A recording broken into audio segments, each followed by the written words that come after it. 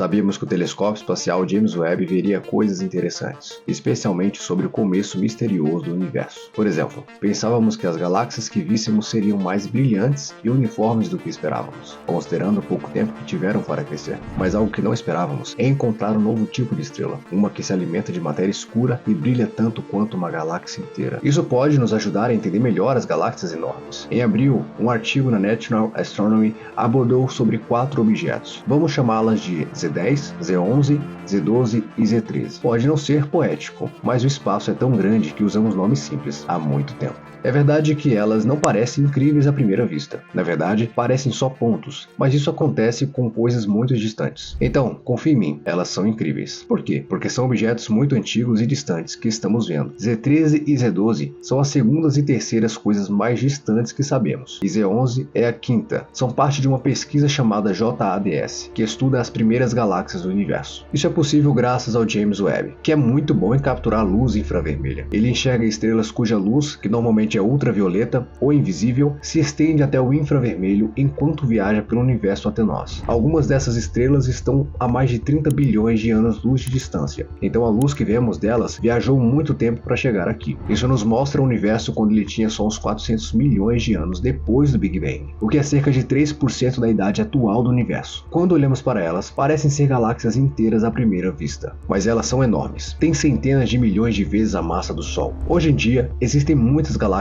grandes assim, mas não esperávamos encontrar galáxias tão grandes naquela época, quando o universo era novo. O James Webb nos mostrou galáxias antigas, que são um enigma, o que gerou muitas ideias exageradas. De qualquer forma, precisamos pensar na possibilidade de estarmos vendo algo realmente único aqui. Afinal, estamos olhando para uma época escura do universo, um período em que muita da luz foi bloqueada pelo hidrogênio que estava pelo espaço desde o começo do universo. Nesse período, o hidrogênio puro conseguiu formar estrelas muito maiores do que as atuais. Quem sabe o que mais está escondido no nosso mapa do espaço? Talvez encontremos coisas incríveis, ou quem sabe, até mesmo estrelas escuras. Um estudo recente publicado no Proceedings of the National Academy of Science fala sobre uma ideia. Pode ser que 3 desses 4 objetos estejam sendo alimentados pela matéria escura. A ideia de estrelas escuras foi sugerida pela primeira vez por Catherine Fries e colegas em 2007, mas agora estamos vendo coisas que podem ser estrelas pela primeira vez. É importante dizer que o termo estrela negra foi usado por John Michael em 1783 para falar de um tipo antigo de buraco negro, mas essas novas estrelas escuras não são assim. Na verdade, elas são muito brilhantes, mas como matéria escura que não deveria interagir com a luz pode estar fazendo essas coisas. Antes de termos as nossas próprias estrelas escuras, precisamos de um tipo específico de matéria escura. Não pode ser algo como mini buracos negros ou estrelas que não deram certo. Tem que ser uma partícula nova, mas tem regras. Primeiro, essa partícula de matéria escura não pode interagir muito com as outras do mesmo tipo. Isso quer dizer que elas não podem simplesmente bater uma na outra, a menos que estejam muito perto. Isso faz com que a matéria escura não desmorone sob a sua própria gravidade, o que é importante para entender por que ela forma uma nuvem que está em volta de quase todas as galáxias. Já as partículas em uma nuvem de gás interagem muito, o que faz o gás perder energia e virar estrelas. Mas a matéria escura não faz isso. Ela fica se espalhando. Uma coisa que ela não faz é interagir com a luz, ou seja, não emite nem absorve fótons. Isso é importante para ela continuar escura. A segunda regra para formar estrelas escuras é que, mesmo que a partícula de matéria escura não interaja muito com ela mesma, ela tem que ter pelo menos uma interação fraca, mas não muito forte. Isso é ajustado para que, quando a nuvem é grande, as partículas fiquem longe uma da outra e quase não interajam. Se conseguirmos aproximar as partículas de matéria escura, elas podem interagir e formar estrelas obscuras. Para isso, é necessário que as partículas possam se aniquilar entre si. Isso pode acontecer se as partículas forem sua própria antipartícula ou se a antimatéria vier em pares. O importante é que a aniquilação ocorra quando as partículas estão próximas o suficiente. Alguns candidatos populares para matéria escura, como as partículas WIMPs, atendem a essas condições. No início do universo, havia uma abundância de matéria escura espalhada uniformemente pelo espaço, juntamente com uma pequena quantidade de hidrogênio e hélio. Pequenas flutuações na densidade dessa matéria deram origem às primeiras estruturas do universo. As primeiras estrelas gigantes do universo surgiram a partir de mini-halos de matéria escura com massas variando de milhões a centenas de milhões de vezes a massa do Sol. Tá, mas o que são mini-halos? Mini-halos são como os bebês das galáxias e aglomerados de galáxias. Eles são pequenos grupos da invisível matéria escura que se juntam em locais apertados no espaço. São como os primeiros passos para a criação de estruturas maiores no universo. Embora a matéria escura tenha dificuldade em colapsar devido à sua interação fraca, o gás contido nesses mini-halos começou a fluir em direção ao centro, iniciando a formação de uma estrela, dependendo do tamanho do mini-halo.